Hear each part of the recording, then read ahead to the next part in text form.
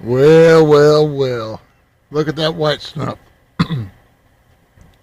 Well, well, well. Look at that white stuff. April 15th. I had to brush off about 2 inches of snow off my car. But you gotta love spring, I'll tell you that. It's not good for the garden.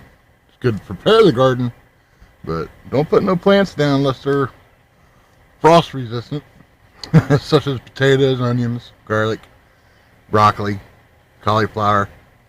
They might withstand this temperature. It's only like 34 degrees though. But here we are again.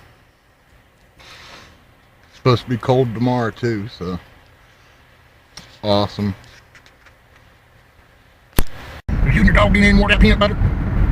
One thing's for sure, it sure does look pretty.